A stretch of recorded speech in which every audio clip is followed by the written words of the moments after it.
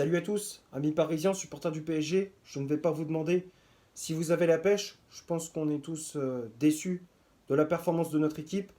On va débriefer cette rencontre qui opposait le Borussia Dortmund au Paris Saint-Germain. C'était le choc de cette demi-finale aller de la Ligue des Champions. Défaite 1-0 au Westfalenstadion. Le seul buteur de la partie est Niklas Füllkrug à la 36e minute de jeu pour le BVB.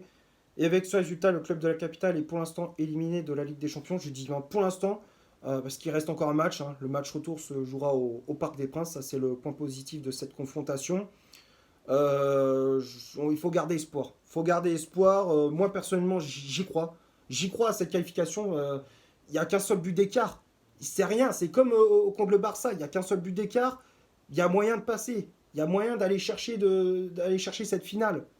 C'est, on a 90 minutes. Après, c'est aux joueurs et c'est à l'entraîneur de faire le nécessaire pour se qualifier. Mais en tout cas, j'y crois. Bon, on va parler de ce qui s'est passé durant ce match face à cette équipe de Dortmund. Globalement, ça a été un match assez décevant de la part des hommes de Luis Enrique. On s'attendait à mieux. Vu que c'est une demi-finale de Ligue des Champions, tu t'attendais à un niveau assez élevé. Malheureusement, ça n'a pas été le cas. Des joueurs qui étaient vraiment en dessous par rapport à d'habitude. Quand je voyais un Mbappé qui a été quasiment transparent tout le long de la partie, un Dembélé qui a vendangé devant les cages, Fabian Ruiz qui a fait un match catastrophique au milieu. Tu vois, sur certains joueurs, il y en a, ils ont atteint leur limite. Surtout Fabian Ruiz, hein, comme je disais. Mais ouais, on a vu un PSG qui était vraiment en dessous par rapport à l'habitude. Pourtant, on a fait une bonne entame de match, hein. On avait des occasions avec Ousmane Dembélé, avec Barcola. Malheureusement, ça manque de précision dans la finition.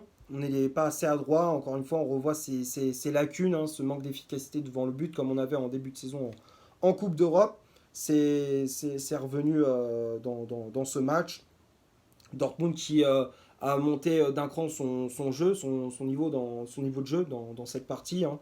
Au fur et à mesure, ils ont eu des occasions avec Marcel Sabitzer, Niklas Füllkrug. Heureusement pour nous, on avait un très bon Gigio Donnarumma qui a fait un très gros match d'ailleurs.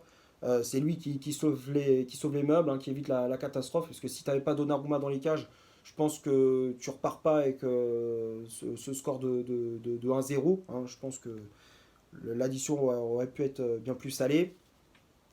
Ouais, on a comment dire, Dortmund qui augmente son niveau de jeu et puis à force de pousser, bah, ils sont récompensés de leurs efforts. À la 36e, grâce à Niklas Füllkrug sur une belle transversale de Schlotterbeck, Berg, pardon, c'est Schlotterbeck, j'ai du mal à prononcer son nom, défenseur de Dortmund qui lance dans la profondeur Niklas Füllkrug qui profite de la passivité un petit peu de la défense parisienne. Marquinhos et Hernandez qui n'ont pas anticiper l'appel de Füllkrug et donc l'attaquant de Dortmund qui part seul au but et il a juste parfaitement Donnarumma d'une frappe puissante à caractère. 1-0, donc BVB qui prend l'avantage. En plus de ça, on perd Lucas Hernandez sur blessure. En plus de ça, il est forfait pour l'Euro, hein. C'est une rupture du ligament croisé antérieur du genou. Enfin, c'est la même blessure qu'il avait eu avec l'équipe de France lors de la Coupe du Monde au Qatar en 2022. C'était la même blessure. Donc ouais, c'est un coup dur pour nous, Parisiens, aussi pour l'équipe de France, vu il sera forfait pour l'Euro. C'est un coup dur. Donc Hernandez qui cède sa place et donc c'est Beraldo qui prend sa place dans l'axe. Donc Paris qui est mené, donc c'est le score à mi-temps. Deuxième période, c'est un peu mieux, il y a un peu plus d'occasions. Mbappé qui a un peu plus d'occasions, tout comme Ousmane Dembélé aussi. Malheureusement, manque de réussite aussi. À un moment donné, Mbappé qui avait trouvé le poteau de Kobel sur une frappe enroulée dans la surface de réparation. Et puis derrière, Hakimi qui trouve une nouvelle fois les montants. Donc sur la même action, donc on a eu double poteau. Ouais, on a manqué de réussite sur cette action. On a essayé d'égaliser, mais on n'y arrive toujours pas. Dortmund qui pousse pour mettre ce deuxième, mais ils n'y arrivent pas non plus. Et là, il y a un changement, par contre, de Luis Enrique. Ça, j'ai du mal à comprendre, et je comprends toujours pas. C'est l'entrée en jeu de Randal Kolo Muani à la place de Bradley Barcola. Franchement, je comprends pas. Quand tu vois l'entrée en jeu de Colomani, elle est catastrophique. On a l'impression que ses pieds, c'est des murs. C'est des murs qu'il a au niveau des pieds. À chaque fois que le ballon, on lui fait une passe, le ballon rebondit dans ses pieds et ça ressort en touche. Ça va en touche. À chaque fois qu'il. C'est techniquement c'est limité Colomani, que ça soit sur un côté, à gauche, à droite ou dans l'axe. C'est franchement c'est dur, hein. C'est dur de regarder Colomani jouer, hein. Ah, je comprends pas pourquoi Luis Enrique, tu fais confiance à ce gars-là, alors que t'as Gonzalo Ramos qui est sur une bonne forme contre le Havre, il rentre en jeu, il délivre une passe ici sur le but de Hakimi, et derrière il marque le but de l'égalisation, il fait une très bonne entrée en jeu, il est sur une bonne dynamique, et tu ne le fais pas rentrer, tu le laisses sur le banc tout le long de la rencontre. Là, sur ce coup-là, encore une fois, Luis Enrique il s'est complètement planté sur ses choix de joueurs, sur ses choix tactiques. Là, c'est comme lors du match face au Barça. Au match aller, quart de finale à la Ligue des Champions, c'était exactement la même. Il a fait des choix qui étaient incompréhensibles. Pas faire entrer Ramos du match, franchement, tu te tires une balle dans le pied. Là, il s'est tiré une balle dans le pied tout seul, Luis Enrique. Donc voilà, défaite 1-0, mais ouais, c'est une défaite qui fait chier parce qu'au final, bah, ça jouait des détails et puis malheureusement, ça a tourné en faveur du Borussia Dortmund. Maintenant, on va passer à la composition d'équipe que Luis Enrique a alignée pour ce match. L'11 de départ, je l'affiche juste ici. Donc l'entraîneur espagnol qui a aligné un 4-3-3 avec Gigio Donnarumma dans les cages. La charnière centrale, c'était Marquinhos associé à Lucas Hernandez. Marquinhos qui avait le brassard de capitaine. Les latéraux, Achraf Hakimi à droite, Nuno Mendes à gauche. Vitinha positionné en 6 au milieu de terrain. Fabian Ruiz et Warren Zaïre-Emery en relayeur. Et le trio d'attaque avec Ousmane Dembélé, ailier droit. Bradley Barcola, ailier gauche. Et en pointe, Kylian Mbappé. Les changements effectués par l'entraîneur espagnol avec l'entrée en jeu de Lucas Beraldo, comme je disais, à la place de Hernandez, sorti sur blessure, et l'entrée en jeu de Randal Colomani à la place de Barcola. Donc oui, des choix. Alors pourtant, quand tu regardes la feuille de la composition d'équipe, au début, tu te dis, bon, c'est plutôt cohérent. C'est la même compo que lors du match face au Barça. Le match retour, on avait gagné 4-1 en Catalogne. Tu te dis, voilà, bon, on change pas d'équipe qui gagne, hein, comme on dit. Mais là, ça n'a pas été le cas. Et puis, c'est surtout dans les changements. Tu vois, l'entrée en jeu de Beraldo, bon, voilà, c'est parce que tu n'avais pas le choix. Hernandez était blessé, donc là, tu n'avais pas le choix. Et Beraldo qui a fait une entrée en jeu plutôt correcte. Mais c'est seulement un seul changement, on va dire, mis à part l'entrée de Beraldo, un seul changement. Colomwani à la place de Barcola, c'est incohérent. Je ne comprends pas pourquoi tu fais rentrer Colomwani alors que tu as Gonzalo Ramos qui est sur une bonne dynamique. Ça, c'est. Je ne comprends pas. Et puis même en cours de match, il y a des changements. Bah, par exemple, Fabien Ruiz au milieu de terrain, quand tu vois ça va pas, faire rentrer un autre milieu, faire rentrer Ugarte ou même à gauche, Nuno Mendes sur son côté gauche face à Sancho, il a pris cher. Et était totalement à la ramasse. Donc tu vois, c'est des petits détails. Bah, malheureusement, Luis Enrique, bah, il est allé jusqu'au bout de ses idées. Et puis malheureusement, il s'est complètement planté sur ce coup-là. On va parler des statistiques de cette rencontre. On va commencer par le Borussia Dortmund. Le BVB a eu 43% de possession de balle, 4 corners, 8 tirs au total, donc 4 tirs cadrés.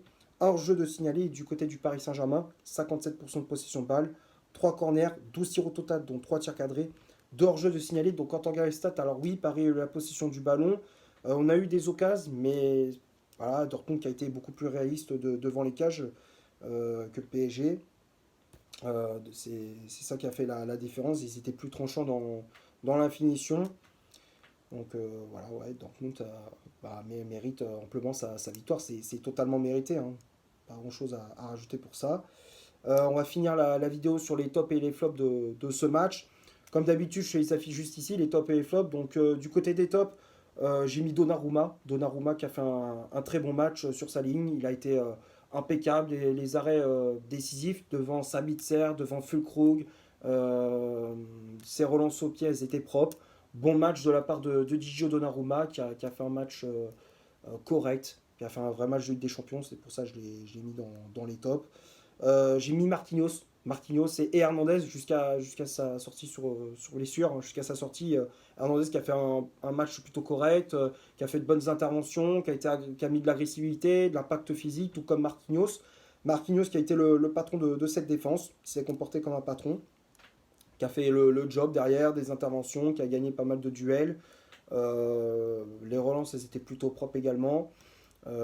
N'hésitez pas aussi à porter le surnombre sur les phases offensives. Donc oui, bon match de la part de Marquinhos.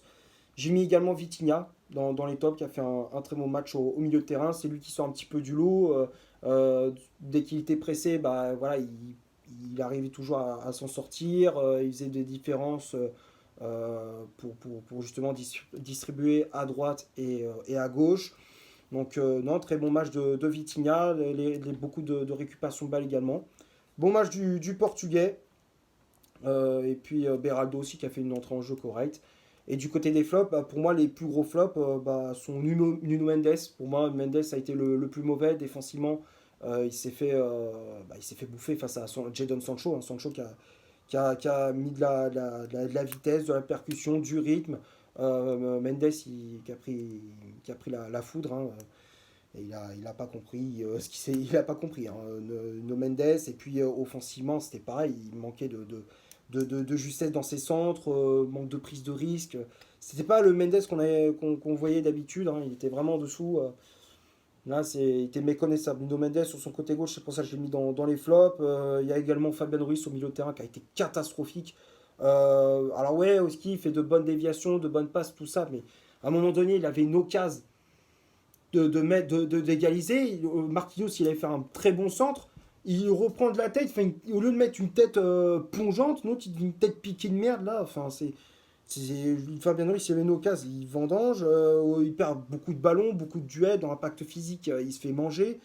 Ouais, et on voit que Fabien Ruiz, à un certain niveau, bah, il est limité, quoi. Il est limité, donc Fabien Ruiz, non, il a pas fait un bon match. Après, Mbappé qui a été quasiment transparent tout le long du match, surtout en première période. De la deuxième période, il a été il s'est illustré un peu plus, mais c'est trop peu. C'est trop peu, surtout pour une demi-finale de Ligue des Champions, on attend plus de sa part. Dembélé, pareil, à un moment donné, il a une occasion, il a des occasions, ok, il percute, il met de la vitesse, mais il les met pas au fond. Barcola, ok, bon, il a essayé, mais c'est insuffisant. Et puis les remplaçants, bah, Colomani, il a fait du Colomani. Tout simplement, voilà, Colomani, c'est de plus en plus inquiétant et de plus en plus désespérant, le cas Colomani. Voilà, je pense avoir fait le tour pour ce Borussia Dortmund Paris Saint-Germain. J'espère que le débrief vous aura plu. Si c'est le cas, vous laissez un énorme like. Tu t'abonnes, tu n'hésites pas à me dire dans les commentaires ce que tu as pensé du match de mon débrief. Au passage, je voudrais vous remercier pour les 200 abonnés. On a atteint la barre des 200 abonnés sur ma chaîne, ça fait plaisir. Vous êtes de plus en plus nombreux à me suivre. C'est très touchant, ça me fait vraiment chaud au cœur. Ça me fait chaud au cœur. Donc je voulais vous remercier d'être de plus en plus fidèle à ma chaîne. N'hésitez pas à faire un tour sur mon compte Instagram, pardon. Comme d'habitude, décidément j'ai du mal à parler. Comme d'habitude, d'habitude, je te l'affiche juste ici. Et d'ici là, portez-vous bien. On se retrouve pour un prochain débrief. Ciao.